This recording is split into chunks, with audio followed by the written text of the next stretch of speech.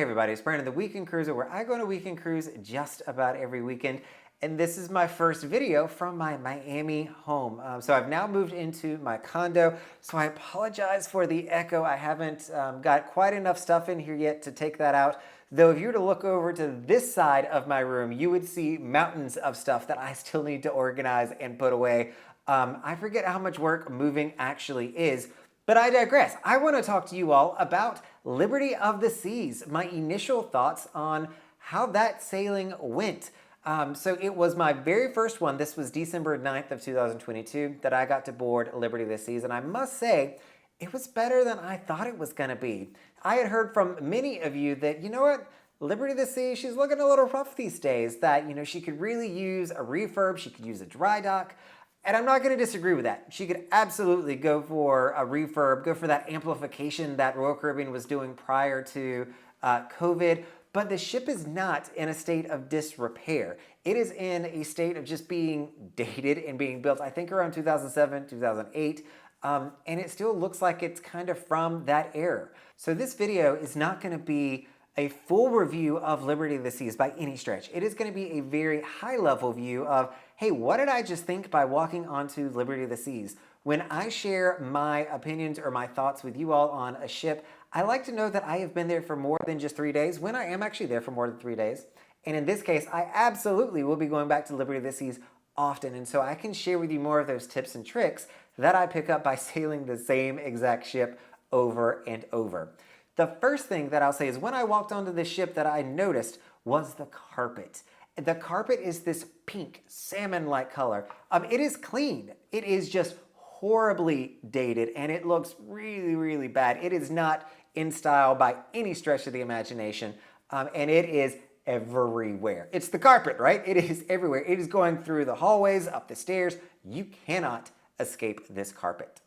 The second thing that I'll say that I very quickly noticed as well, again, when I'm coming in, you see the carpet, I walk up the stairs. Yes, I carry my bags up the stairs normally. I see the artwork that is in the staircases. And the artwork here, you guys, is just, it's weird. Like, I don't know a better way to put it. It even became a topic of conversation that it's just really awkward. There's, you know, all these people or images of people in very awkward positions or stances. And there's even one tri-set, a set of 3 pictures that reminds us of like the Children of the Corn. Like, it is really creepy up in between deck 13 and 14. So I don't know what's going on with the artwork here, but I'm certainly not jiving with it. From there, you're going to notice very quickly that this ship is not amplified. So a lot of the ships were amplified pre-COVID, and that means they went into a dry dock, they got a refurbishment, but on top of that, they got a lot of big modifications that I did not see on this ship. And so it is a older style of cruising. The first thing that I noticed that it does not have a Playmakers, which has become one of my favorite food restaurants on the ship. It is instead a very large picture gallery, which isn't really a great use of that space. It's also not going to have an El Loco Fresh, something that I know has saved many of your lives after a good day at Coco Cay or in Nassau. There is no food out by the pool at all other than soft serve ice cream. And so that is just something that I really miss, was having the option to go and just grab a quick fajita, grab some quick chicken, and enjoy, but doesn't exist on this ship. The pool deck also doesn't have all the gazebos. I forget what they call them now. They're actually renting these out on Freedom of the Seas. But it doesn't have all those bright colors, the bright chairs, the different elements that really just liven it up some. Which, nothing wrong with that. It still absolutely gets the job done. But it's really missing a lot of that vibrancy that comes with the colors and the decor of an amplified ship. You're also going to find this similar theme over in the Windjammer. Now, as soon as you walk into the Windjammer, you're going to see dark wood, dark colors.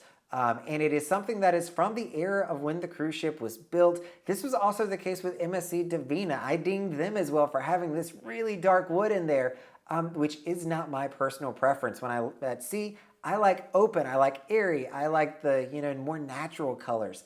And because this ship hasn't been amped, it's still holding fast to a lot of those dark colors that it has.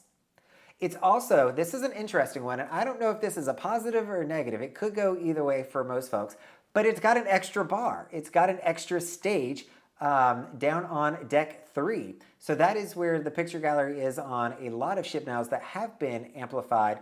But here it is, I forget even the name of it. I'm sure I've got it in a video clip. But it has a stage, and this is where you're going to do your karaoke. So it's almost like it has a dedicated karaoke space.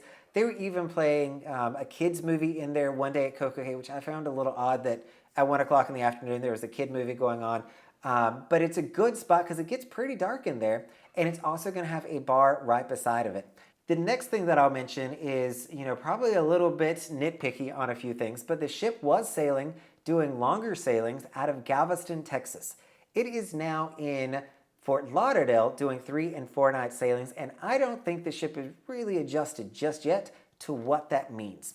And so I see that in two specific areas. The first, it still has a Pinnacle Club on the ship. Now the Pinnacle Club is for Pinnacle members to go to and hang out when we've got too many people on board the ship. So if we hit a certain number on a cruise ship, we no longer can go to the Suite Lounge, but we have to go to this Pinnacle Lounge.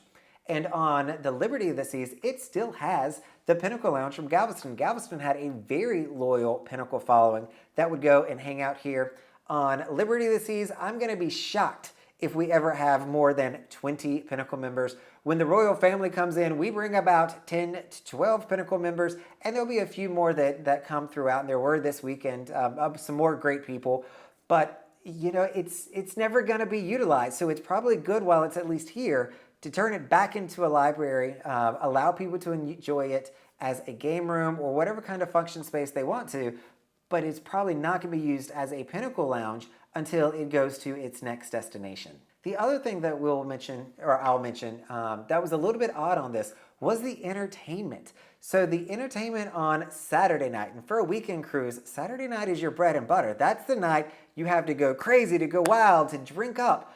There wasn't really much going on the ship. Most of the events we felt like were happening on Sunday, when everybody has to get up and go to work the next day, those people like me at least. And on a weekend sailing, you get a lot of people that they call Sunday night an easy night because they do have things that they want to do the next day. You're getting off, you're debarking, and they want to go to bed at an earlier time. And I felt like this ship, instead of doing everything on Saturday night, was doing it on Sunday night, and probably not getting the best attendance.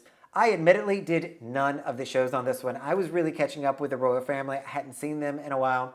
I do want to go. I've heard very good things about the entertainment on this ship, especially Saturday Night Fever. They've had some technical issues with it, is my understanding, but I think the cast is pretty solid, and I'm really looking forward to being able to see them and the ice skating team on board Liberty of the Seas. All right, so as you can hear, there's plenty of more videos and plenty more for me to explore. A weekend is never enough on a cruise ship, but I am glad that I'm able to at least do that. All right, everybody, this is Brandon, the Weekend Cruiser. Hoping to see you on a weekend cruise soon.